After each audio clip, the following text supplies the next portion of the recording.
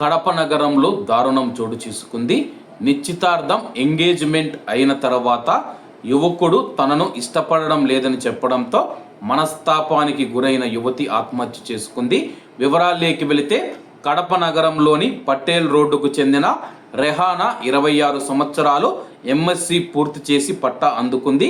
ప్రొద్దుటూరుకు చెందిన ఐటీ ఉద్యోగి షాజహాన్తో ఫిబ్రవరి 15వ తేదీన నిశ్చితార్థం జరిగింది.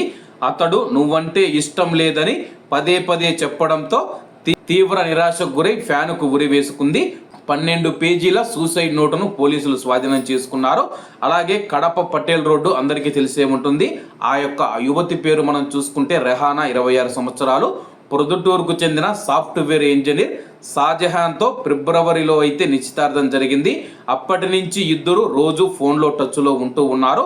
అలాగే నువ్వంటే ఇష్టం లేదు, నిన్ను చూస్తే ఫీలింగ్స్ రావడం లేదు, ఇప్పటికే నాకు 4 గర్ల్ ఫ్రెండ్స్ ఉన్నారని అతను చెప్పడంతో రెహానా 12 పేజీల సూసైడ్ లెటర్ రాసి ఉరి వేసుకొని చనిపోయింది.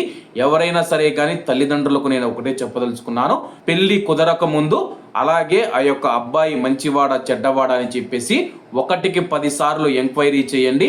అలాగే చుట్టుపక్కల వారిని కానీ, తెలిసిన వారిని కానీ, స్నేహితులను కానీ ముందే అతనికి ఏమైనా గర్ల్ ఫ్రెండ్స్ ఉన్నారా, ఏ మంచివాడా చెడ్డవాడా అని చెప్పేసి 1కి 10 సార్లు వెరిఫై చేయవలసిన, ఎంక్వైరీ చేయవలసిన అవసరం అయితే ఉందన్నమాట. ఏది ఏమైనా సరే కానీ ఒక యువతి చనిపోవడం చాలా బాధాకరం.